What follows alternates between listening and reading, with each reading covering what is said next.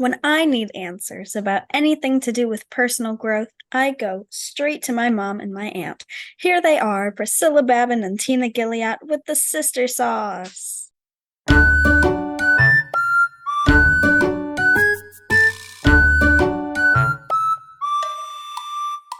Hello, everybody. Welcome back to the Sister Sauce. I'm Priscilla, and I've got my adorable sister Tina with me. Adorable. I like that. Yeah, I don't think it's been a long time since anybody's called me adorable. I adore you. That makes you adorable. Oh, okay. I like it. My husband adores me too, so I have some strong fans in my side, in my Yeah, corner. this is 2-2, right? Season 2, episode Season 2. two, episode 2-2. two. Whoop whoop. We're too much. What you doing today, Tina, besides podcasting with me? Recovering from Halloween. We had Oh. I'm going to guess that we had roughly 700 trick-or-treaters in our neighborhood last night. We ran out of candy after somewhere between 500 and 600. We know this because we made 500 little cards and gave them out with the candy, and we were out of cards, and we continued to give out candy and for another half hour or so, and we're completely out of everything at the end. And Keenan sighed, and the frolicking continued for another hour after we were inside. So at 8 o'clock when we came in, they still went strong until 9. So lots of kids. And for the most part, everybody was very sweet and kind and polite. We did have some rude kids that I'm not ashamed to say I raised my voice at and told them they were being rude and that they needed to be respectful or they wouldn't get any candy. I mean, they were like digging their hands in the bowl while I was trying to, kind of sort things. When you got that many trick-or-treaters, you have to limit how much you give each kid. Yeah. And we had bought the good candy, as they say. And so I Hmm. was giving them each two. So they'd get like a pack of Skittles and um, a pack of what's the red licorice? You know what I'm talking Oh, about? Twizzlers. Twizzlers, yeah. So we each kid was Love getting like a pack of Twizzlers and a pack of Skittles or a pack of gummy bears and a pack of Skittles or whatever. So good stuff and substantial. And that wasn't good enough for some of them. They wanted to dig those. more. And I had to put my foot down, be a mean Wow, mama. And I got a few ugly looks from parents. But hey, if you teach your kids to be polite, I wouldn't have to correct them. for real. In drastic contrast, we had a less than 1/100th of the kids you had. So Oh, I think God. we had, and not 700, but less than 7. So we have a Google Nest Cam on our front porch, uh, courtesy of our alarm company, and it records if anybody walks up on the porch. So what was caught on my Google Nest Cam was one little boy who I think was dressed as maybe Batman, some kind of Oh, superhero. He had a dark looking costume. It was hard to see what he was because he was moving around and it looked blurry. But his mom came up all the way to the porch with him and was like, choose wisely, and totally limiting him because I didn't hand out the candy. I was running around, as you know, but nobody else does. Oh, well, my kids know. Um, but and so I put 2 buckets on my front porch because I know we never have that many kids. So what I did, we had leftover candy from our church event that we had brought home, a little small bag, and then I had bought like a multi-pack of M&Ms, and I just dumped those into a Halloween bucket, and it was hardly anything to begin with. But there was some good stuff in there. M&M, Skittles. I think I put some Reese's pumpkins in there. So there was some good stuff in there. And some of the cheaper stuff, Dum Dums and Tootsie Pops and stuff. And then the other bucket was all chips from those multi individual chip bag boxes that, I buy them for school lunches and stuff to throw in, you, and there's always like one flavor of chips that the kids don't eat. So it like they just stay in the, I actually use, here's a tip for y'all. I use one of those shoe sorters, that you hang on the back of your door to put your shoes in, and I'll put chips in them so that the kids can see all the chips. And they open the pantry door and all the chips are hanging there and they can pick. And Clover keeps me real organized with them, so they're not all spread around. All the same chips are together, so we know what we've run out of. And look, all of the spicy chili Doritos the kids don't like, all of the rolled gold pretzels my kids won't eat, Wow. all of the bold barbecue spiral Fritos, whatever they are. And I put any of those chips that the kids haven't been eating, I put those in a bucket because I'm like, kids like chips. So I put both the buckets on the porch, and I came back home after dropping everybody off, and I'm like, it doesn't look like anything moved. I don't think anybody came. And Oh, but we had seen a few kids out in the neighborhood as we were driving out of the neighborhood. So I said, I know there was some kids around, you know. And I heard noises when I was eating my dinner. And so I turned the Nest Cam on, and I was like, oh, that Nest Cam records kids. And so I see the kid dressed like Batman with his mom, and she commented, we have a little pumpkin. Clover likes to paint a pumpkin every year, a small one of those ornamental, white ones. mhm. They paint it with a scene. And like last year they did it. So they had, the red balloon and the clown in the gutter, is very creepy, spooky. And the year before that, it was a really cool, just like Halloween landscape with a spooky tree and a witch. And that one was really, really fancy. And but this year they did Bluey, Oh, little the boy had a Bluey bluey procession. costume. Yeah. So, and Bluey was real cute. And so the little boy was very excited about the Bluey pumpkin, and his mother commented on how cute it was. So that was nice that I got to hear a compliment for the pumpkin. And then the kid, there was another group that was, the whole family was dressed like the Addams family. So I saw Wednesday, uh, come up on the porch and grab a couple things. And then the last kid that I saw on there was dressed as Skibbity Toilet. And if you don't know what that is, just count yourself lucky. So Skibbity Toilet came up on the porch, and I'm pretty sure some expletives came out of his potty mouth about my candy that he apparently liked. And I thought, oh, good, maybe he's going to take some. But then I'm realizing I'm watching this after the fact. It was still daylight when he came.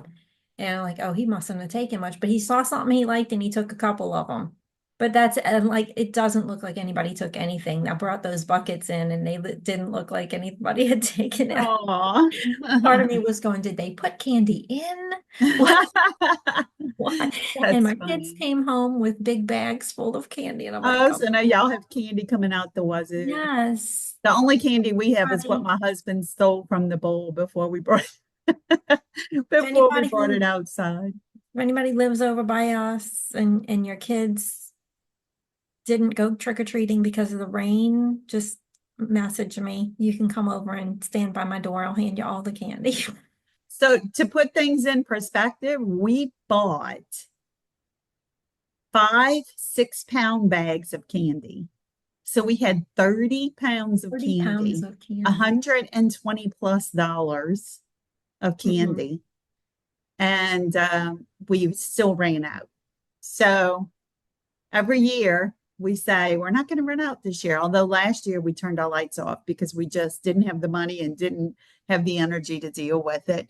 But we wanted to do it this year, and I'm glad we did. We had fun, and one of our friends who's a policeman came and hang out on the porch with us, and some of the neighbors were like, "How did you rate police protection? Are you paying him to stand by y'all?" And we're like, no, he's just a friend.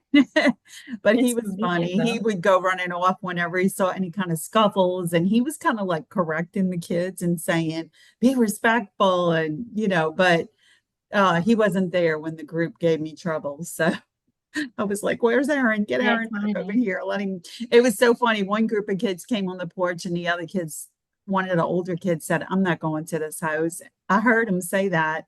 And he said, they got a cop up there, man.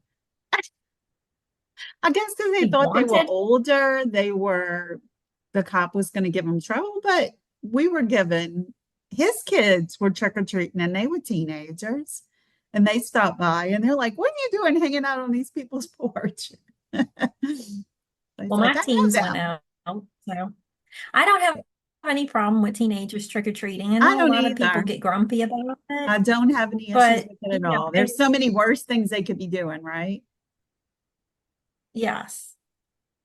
I think through the years, there's been a few times when I've been kind of like, that kid looks too old to be trick-or-treating, or I've wondered if my kids were too old to be trick-or-treating. But live and let live. And I really think that us moms should have a day of the year where we go around and we knock on people's door and they give us a glass of wine. I don't think there's anything unreasonable about that.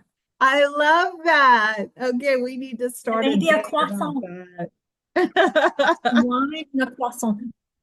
Oh We'll my save goodness. all our points for that weekend and I bread told you product. about my friend's post on Facebook where he said something about I forget what it was, but it was something positive, like things you can't say no, or things you should never say no to, or something. And it was chocolate, bacon, and coffee.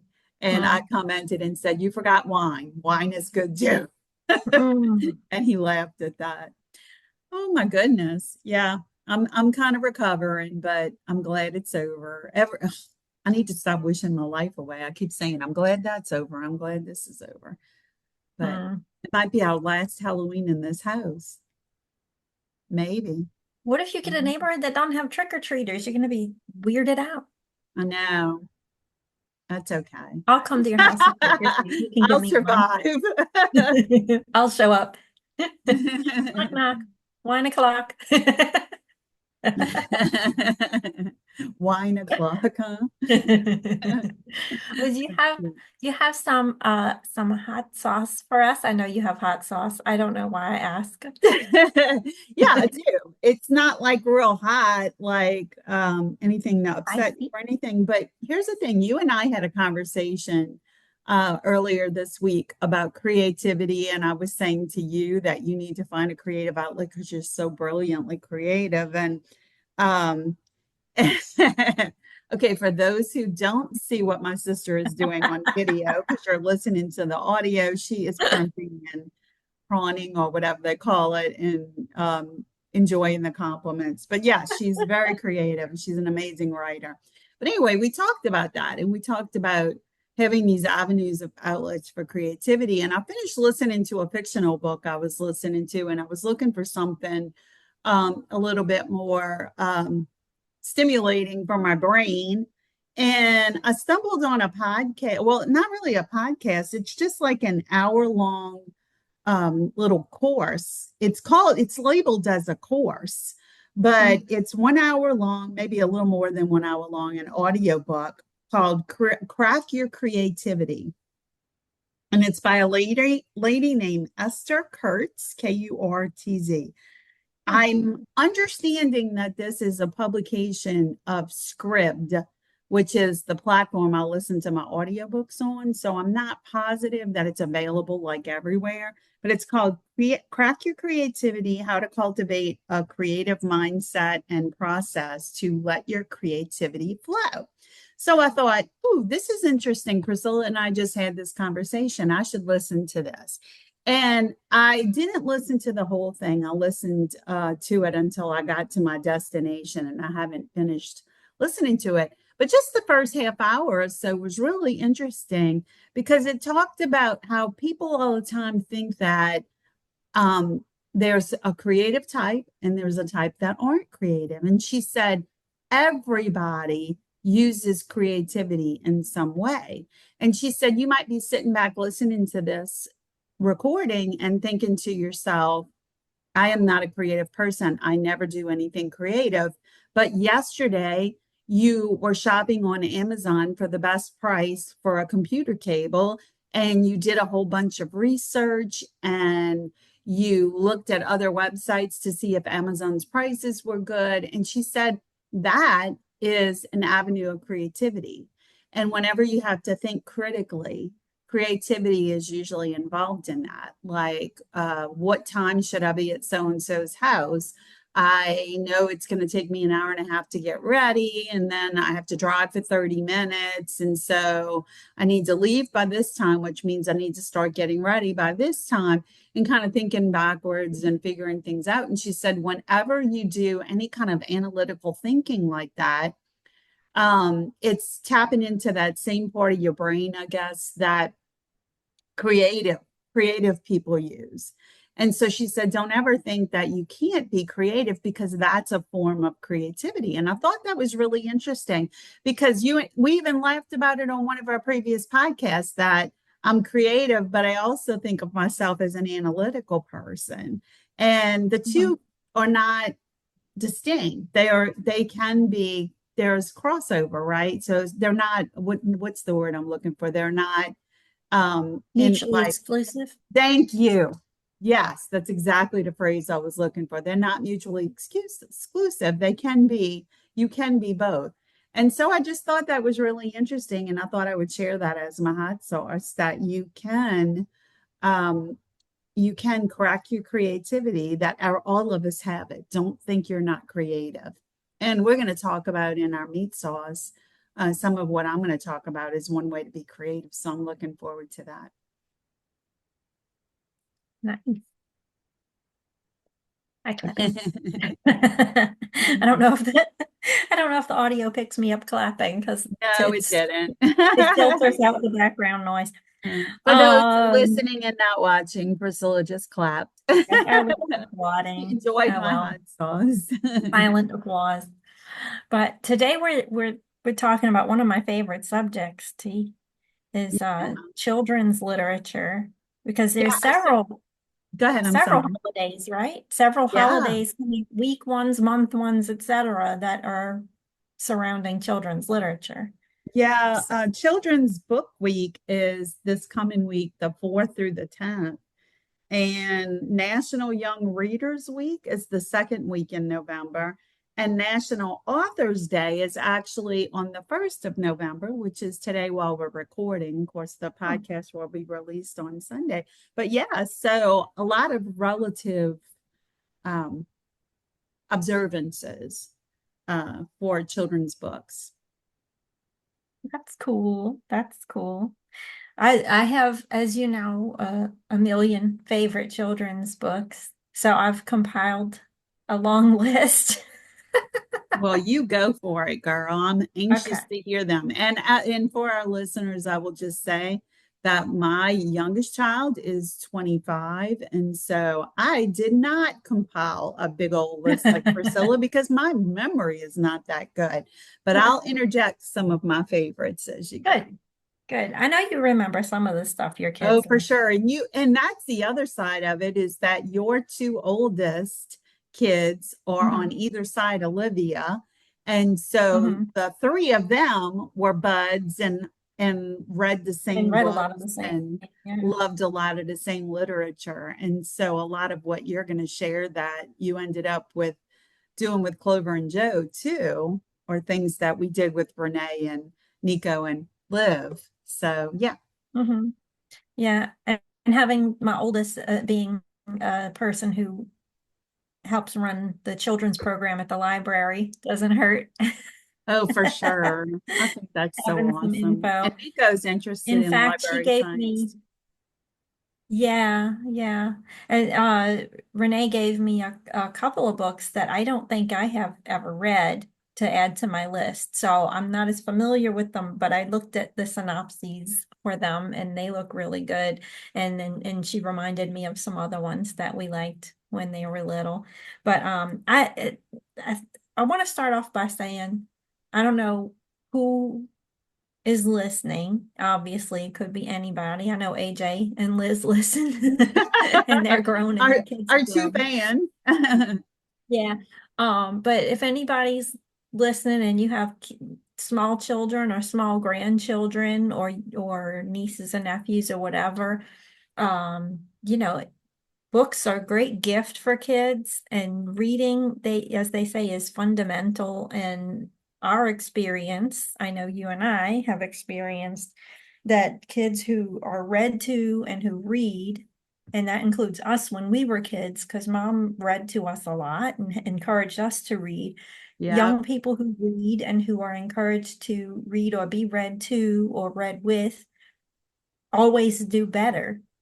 There's 100% guarantee if you read with your kids, it's going to improve their future outlook educationally, professionally, in every way. Just they're uh, making them a better person, even, just all the way around. There's nothing bad about reading with your kids, I guess, unless you're reading them some real crazy,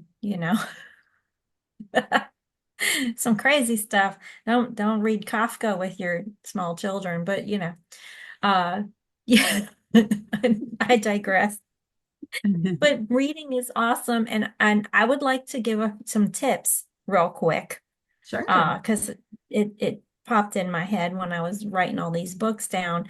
If you have little kids and you want to read to them or read with them, and find books, look up what are some books that are good for their age range, first of all.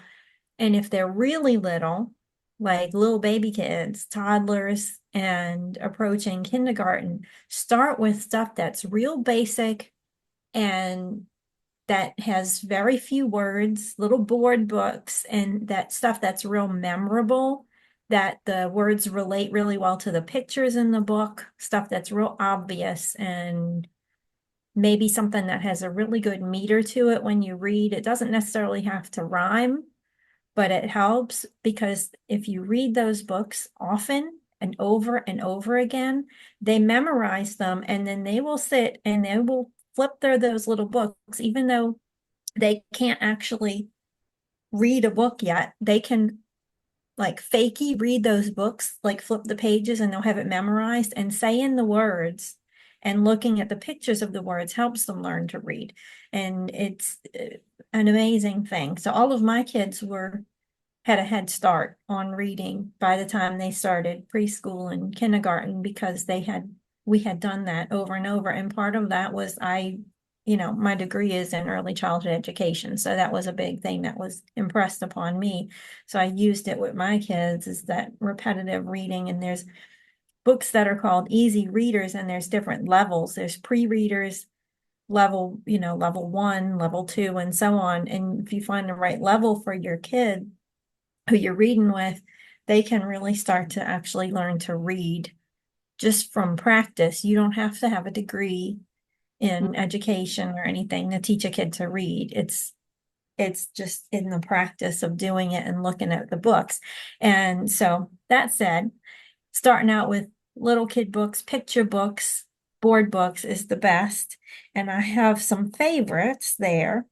Some of my favorite little tiny kid books, because they're smart in that adults can kind of get a good giggle off of them, is the books by Sandra Boynton.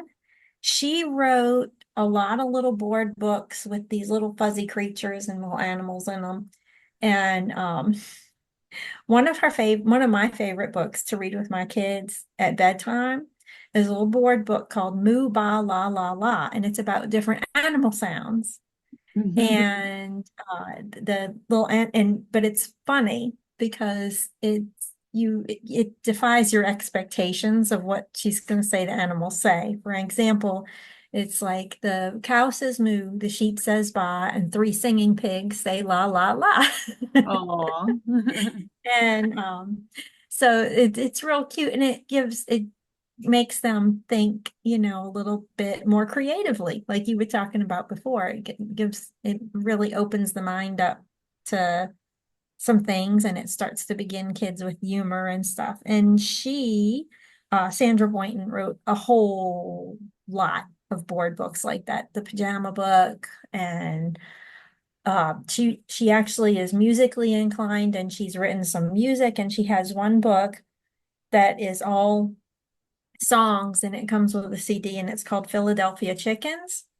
And if you like celebrities singing weird kid songs, you need to get it, because she's got all kind of people on there. Meryl Streep sings a song, Kevin Kline sings a song, Kevin Bacon and his brothers sing a song. So Oh, that's really fun. And my kids are practically grown and they still talk about that book. Clover actually told me to put that book on the list. So, oh, that's so awesome. little bitty kids, those are great ones. Some other ones that are good picture books, The Wide Mouthed Frog by Keith Faulkner. The frog goes around asking people what they eat and finally runs into an alligator who says he eats wide-mouthed frogs Oh, and Lord. makes his mouth very small. And he says, "Oh, that's nice." And my kids always loved it because I did voices. I love to do the voices. Another favorite picture book of mine that I read to my students when I was the 1 year or two, when I was teaching and student teaching. And then I read it to my kids because I loved the emotion in the book because it was kind of scary and then it got really sweet at the end is The Little Mouse, the Red Ripe Strawberry, and the Big Hungry Bear by Don Wood. It's about a little mouse and he's got a strawberry and the narrator is scaring him, telling him the big hungry bear is going to come and get him. And then at the end, he shares his strawberry. He gets a knife and he cuts it in half and he shares it with the big hungry bear and they have a little lunch together. Oh, That one's cute. Another one I love is called that my kids really loved is called Unlovable. And it's about a little dog and he's a pug and he thinks he's unlovable because he thinks he's ugly. Because he oh, sees his reflection and he thinks, oh, nobody's gonna love me. And then one day, that one's by Dan Yacarino. One day he finds a friend through a fence and the friend wants to come over and they find a hole in the fence and they're both pugs and they oh, love each other. And then they know they're not unlovable. oh. So there's lessons to be learned, people. Lessons about self-esteem and everything like that. There's so many things to be learned in books, how to treat other people, how to communicate with other people, how to feel about yourself or not feel about yourself.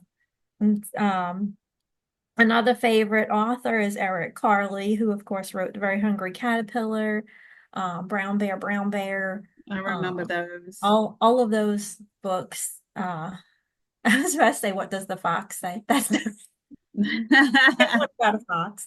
But he's a writer and illustrator, and his uh, sometimes the pictures really make a book. It's the seeing the image with the picture. He's great. Harry the Dirty Dog is a favorite of my kids. That's by Jean. That's not the right name. I think I got auto corrected by Siri. It's Jean something. Anyway, it says Zoom. I know it's not Zoom. I didn't notice she corrected me.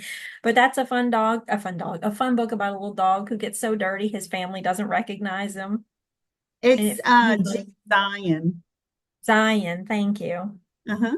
I don't know what Siri was doing there. And so that one's real fun. Sometimes you read these books and it's just for the fantasy of it and the fun of it. Sometimes it's for the moral of the story.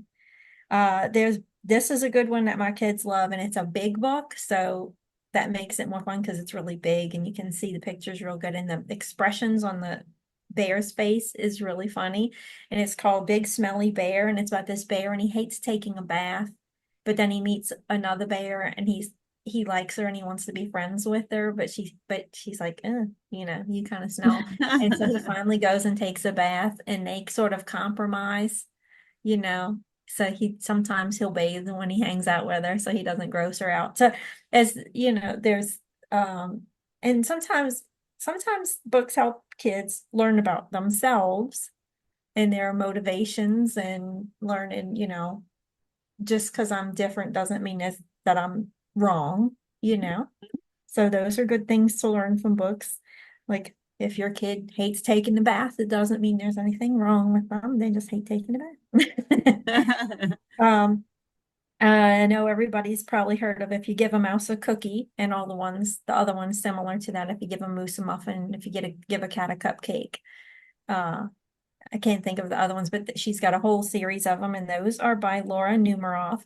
Those are fun because it the different, it's a series of things that connect. If you do this, then this is going to happen. It's all, cause and effect, but it's funny and fun. There's the Monster at the End of This book by John Stone, which was one of my very favorites when I was a kid. It stars Grover from Sesame Street. And so that one's fun to read as a mom too. I can try to read like Grover. I don't do his voice very. And then the classic Goodnight Moon by Margaret Wise. Oh, that was one of my kids' favorites as well. Mhm. That's a good one that repeats, that little kids can learn and memorize the words easily. There's also a New Orleans version of that called Goodnight Nola by Cornell Landry. And my kids like that one too, because it's got all New Orleans stuff in it. So it's a little bit more familiar and personal, they feel like it's special. And then there's all these fun books, the Olivia books by Ian Falconer, the Franklin the Turtle books by Paulette Bourgeois, the Frances books, which are real old. Frances is a little badger.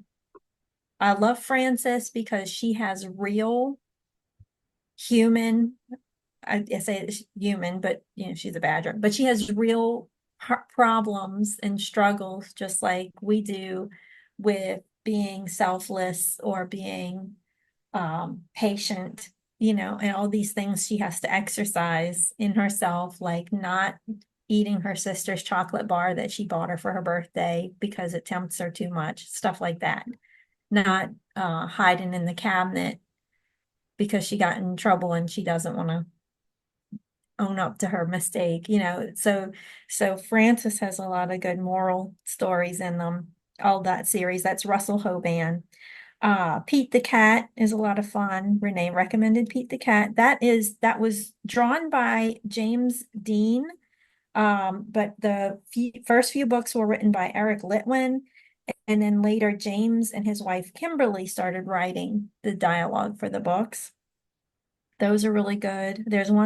Here's a couple Renee recommended. My car looks like not my car. It should say my cat. Siri was really messing me up today. My cat looks like my dad by Ty Lamb. And that one's about diversity in families, which is really That's neat. cool. Yeah.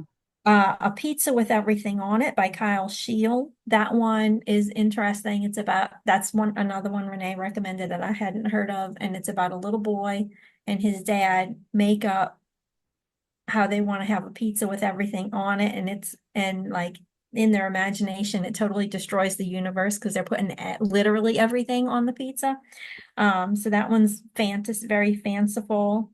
And the one that I was talking about earlier, Renee recommended, that I remembered from reading to the kids, is called The Dot, and it's an older book, and it's by Peter Reynolds, and it's about this little girl in her class, and they're supposed to be doing art, and she says that she doesn't have any creativity or talent in art, and the teacher shows her how you just start with a dot and it can become anything. And he helps her to broaden her mind and exercise her creativity. So that was the one that reminded me of that. That's The Dot by Peter Reynolds. Great book. And there's lots of series for kids who are a little bit older. There's there's all the books by Mo Willems, like Don't Let the Pigeon Drive the Bus, and all of the pigeon books. Knuffle Bunny is a great book about attachment and learning to release yourself from things you're attached to when you're little and stuff. And then the Elephant and Piggy series. Elephant and Piggy are good friends, and they have a lot of communication issues, and they learn about trust and friendship and what it means to help each other and be fair with each other. And those are great. Nico recommended the Guardians of Ga'Hoole series, which is for more closer to middle school age. It's about these owls. that's a long explanation, so I'll let y'all check that one out. Uh, and then there's some other ones that are good for little, in between early and middle school, like Fancy Nancy by Jane O'Connor, Maisie Mouse by Lucy Cousins. There's a book that is a favorite of Clover I think it's one of their favorite children's books, and it's good for, you know, 10, 10 and older maybe. Just because it's a little bit more mature. There's nothing bad. It's just, getting the right language level. It's called Frindle, and it's by Andrew Clements, and it's about a little boy who decides to start calling his pen a frindle or his pencil, one or the other. And the teacher gets mad at him because she says everything has a proper name and you need to call it by its correct name. And he's like, why can't we call it a frindle? Who was the first one that decided it was called a pen? And he wants to be creative and be allowed to be creative and make his own choices. And that's what the whole book is about, is this whole backlash. And all the kids catch on and want to call it a frindle, and the parents are not knowing what to do, and the school is freaking out. And so that one's a fun read. And it's about assertiveness, I think, and creativity. The Wrinkle in Time series by Madeline L'Engle is a great series, middle school and up, I would say. Some of the books in that series are a little odd. So, particularly the one where the twins go back in time to the Bible times, when Noah was preparing, or not Noah, when I'm trying to think of who it was, and it might have been, or Abraham. I'm trying to remember who was in the book. It's from somebody from the Bible, and there's this whole, might have been Noah. I don't know. Anyways, the main book, Wrinkle in Time, though, is great. They even reference it in Ted Lasso. And so those are all a lot of good ones. And of course, y'all know I love Harry Potter, reading that again with Joey.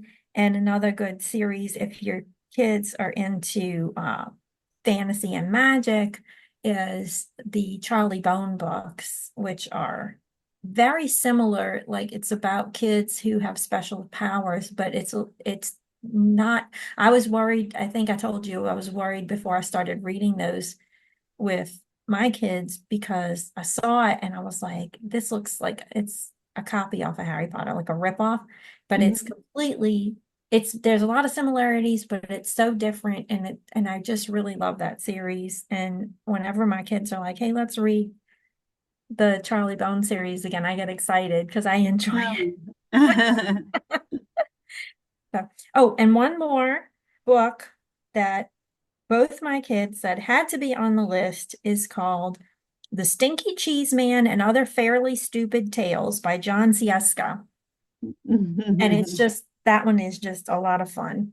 Yeah, yeah.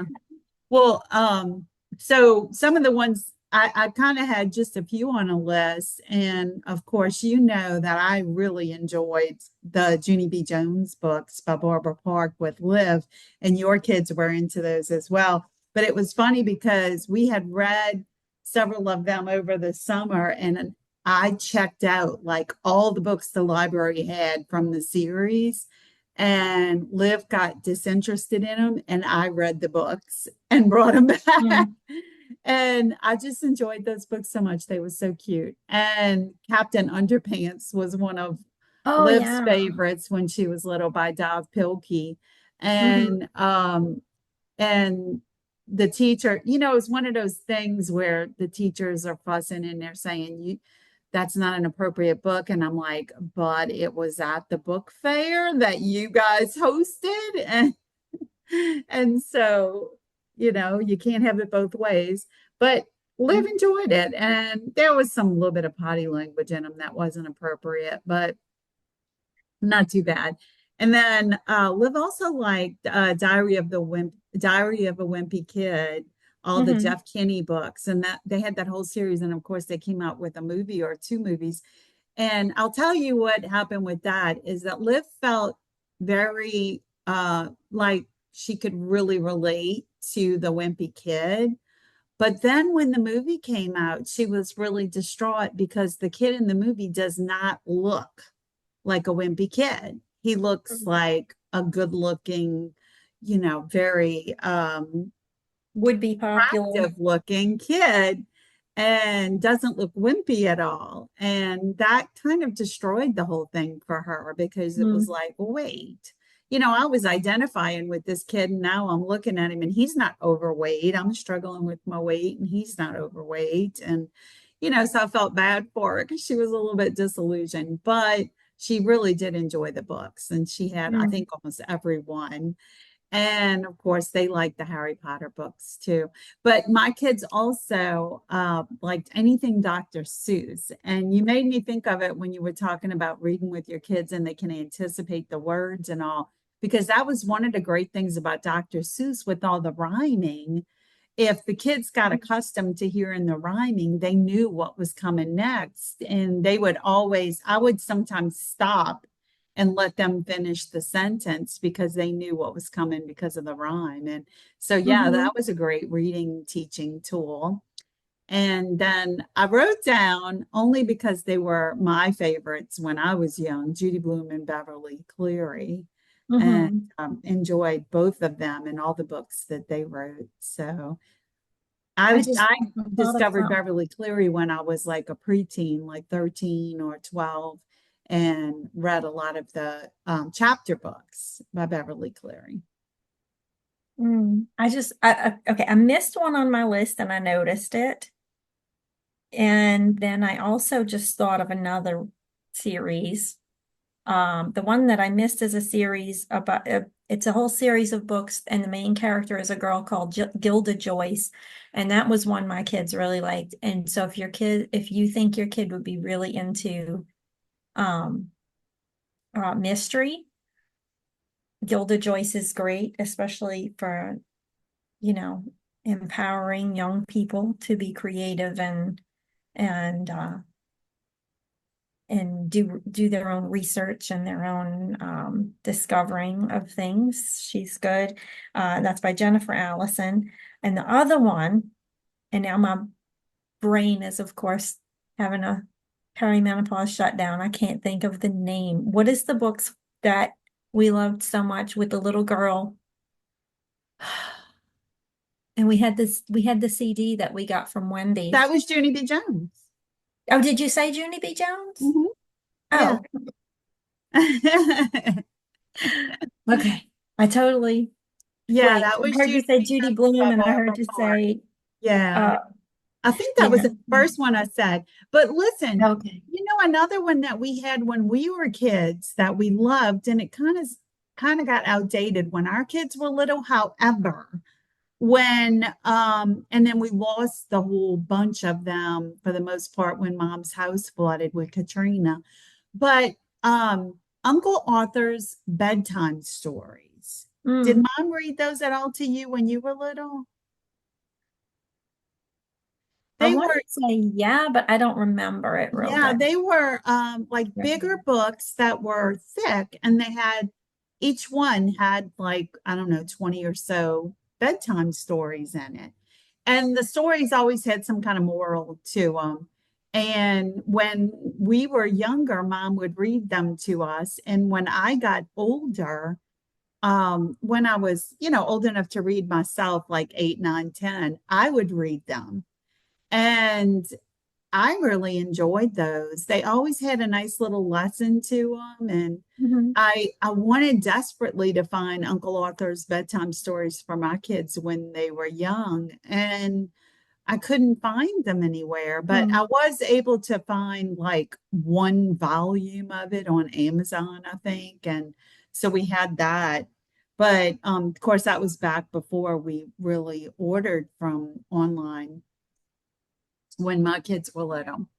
But something else that I wanted to talk about was helping your kids become authors and helping them to publish their own books. And this is something that we're hearing more and more about teachers who are getting kids to write stories as part of classroom activity and then publishing their own books. And some of the schools do it like as a project. And so, for example, in college, some of the college students are encouraged to write a book. Liv had to write a children's book for one of her projects, but her heart was not into it at all. And of course, she was a digital art student. So she did a short book, and then they had to print it and get it binded and everything. And I don't even know if she did anything with it beyond her class activity. I don't think she did. But I just recently went through the publishing process to get my book published. You can't see it. Well, there you go. So The Adventures of Chloe and Joey, that was the book that I had written years ago, and I just published it through Lulu. And here, the reason that I published it through Lulu is because we had all kinds of problems with the graphics, losing them on mom's computer and having to recreate them and not being able to restore the quality of the digital prints.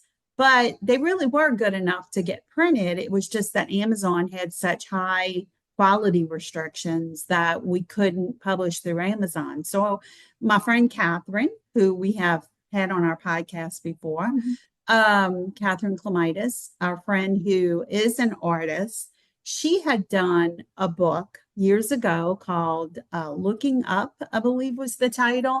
And she did it as part of her college coursework and published it through Lulu. And so when I was struggling with the artwork and was asking her what I would need to do, and she's like, oh, they'd probably have to be like, you'd have to create layers on top of layers to amp up the quality. And she said, it's not difficult, but it's very time consuming.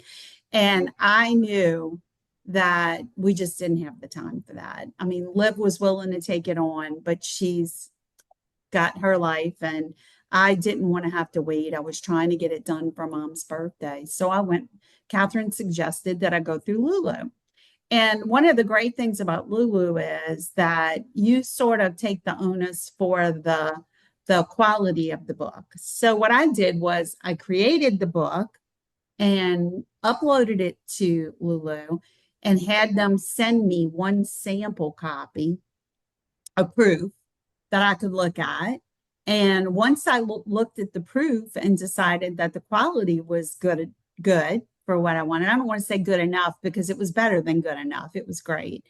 I decided to go ahead and publish through them. And so I did.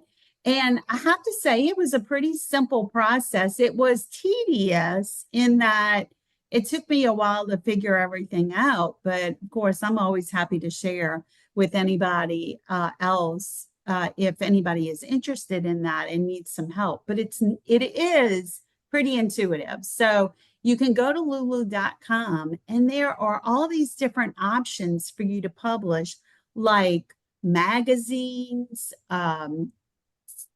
chapter books, things like that. I elected to do a hardcover children's book, 8.5 by 11. So it was on the more expensive end. But you can create like magazines for as little as $8, like a 20-page magazine for as little as $8. And this is an opportunity for children to create their own children's book. And if you make a PDF of the inside of the book and you upload that, and then there's another place for you to do the cover. And when you're ready to do the cover, they actually say, click here to download a template. And so I downloaded the template, and it was one of the things I was struggling with. And I thought I was going to have to get Liv or Catherine to help me with it. But I ended up being able to do it myself simply by taking the dimensions and creating a PowerPoint slide that was those dimensions. And then I put the template on top of the PowerPoint slide and then worked myself on putting the pictures and the title and all in that PowerPoint slide. And I put the back cover. So it's like the full cover. You get to see the back cover and the front cover and the spine. And you can do it. Well, my book was not wide enough to do a spine. I could not add the title because it was not thick enough. But I wasn't worried about that. I just wanted the cover, and it worked out beautifully. Once I had the images and the colors and all set on the slide, I just clicked on the template and deleted it. And then I took the slide itself and launched it to a PDF. And then I uploaded that PDF as my cover, and it worked and it came out beautifully. And so it was an easy enough process that I would encourage all parents, especially if your children are artistically talented, or vice versa. If you have a child who writes well and you can get them to team up with a child who draws well, but you don't even have to do it well. Doing it is being creative and worth it. And I regret that I didn't do that kind of stuff with my kids when they were little to encourage their creative juices. PJ loved to draw, but never really focused it in any direction, and lived the same and write. And but I just want to encourage everybody to investigate that. The platform is lulu.com, but there are other platforms that do similar. However, Lulu came highly recommended to me, and I did shop around quite a bit before I went with Lulu, and I felt like financially it was the best option. And also the requirements were not as stringent and would allow me to do what I wanted.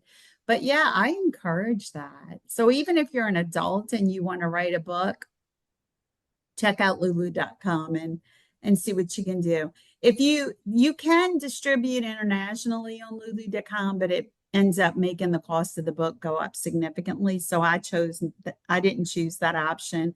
I chose to market the book myself and through Lulu's online store. So definitely check it out, though. I'm actually working on a second publication that it's not a children's book. It's a magazine type of document that I'm doing for mom. So trying to put some of her project information and some comments from her students and things like that. And I'm hoping to have that done for Christmas. But it's exciting that you have that opportunity and those resources available. We didn't have that when we were young. We didn't have that opportunity.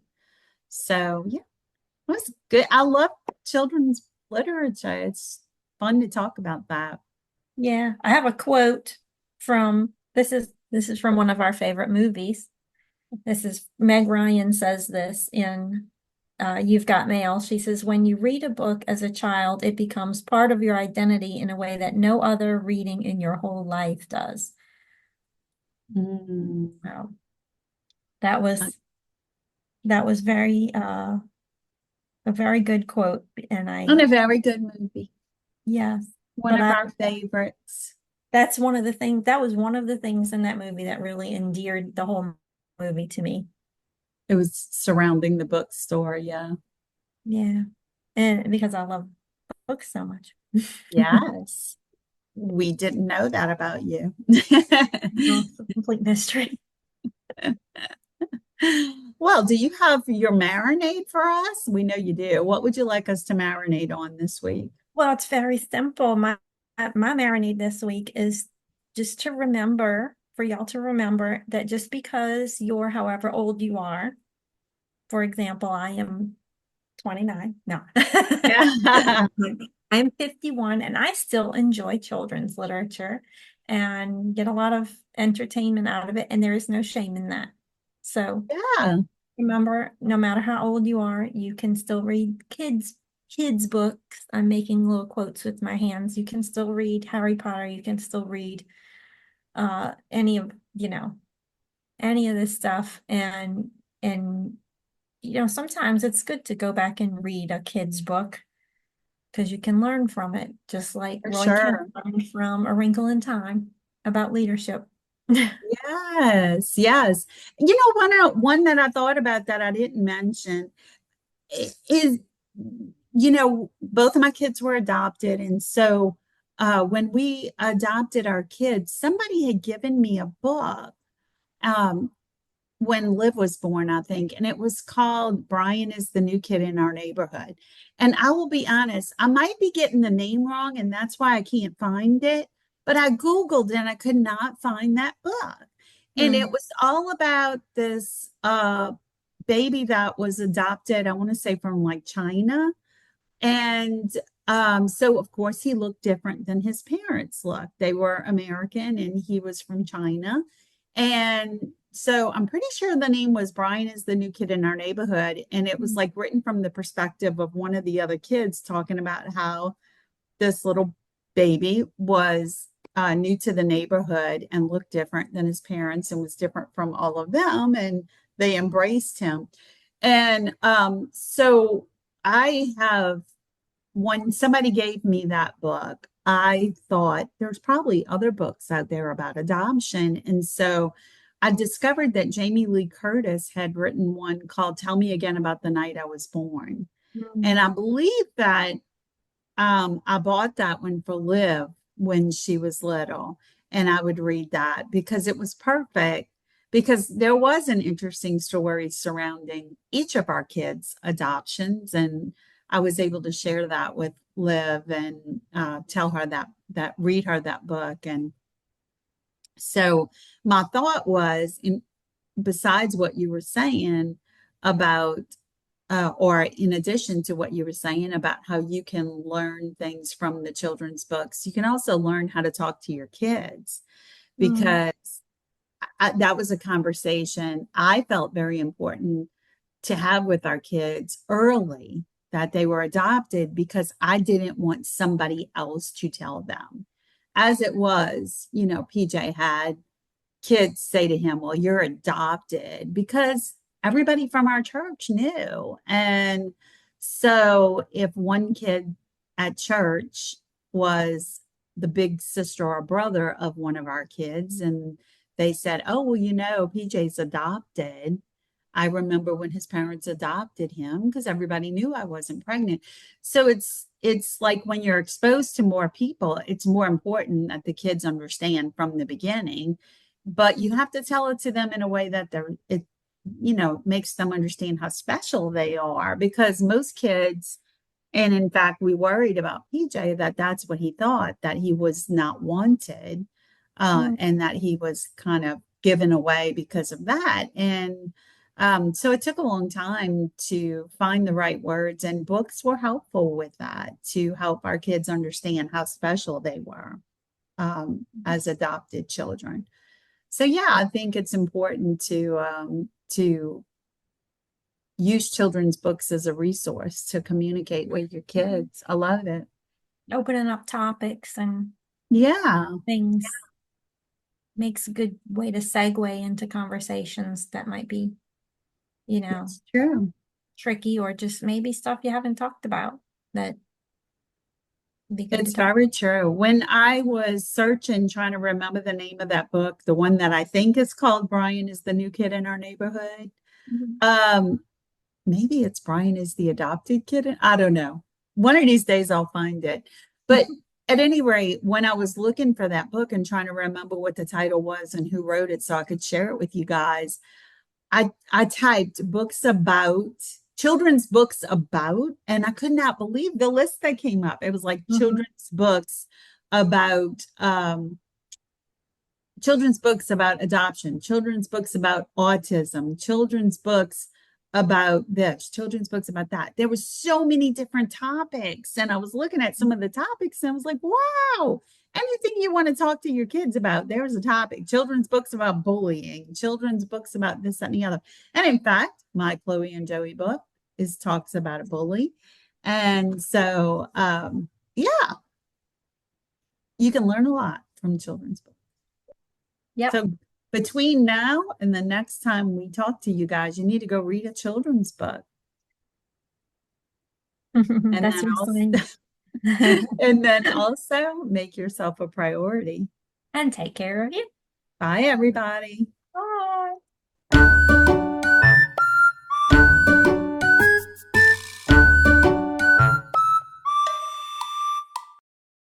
Thanks for joining us. Make sure you subscribe to keep up on all the latest sauce. See you next time.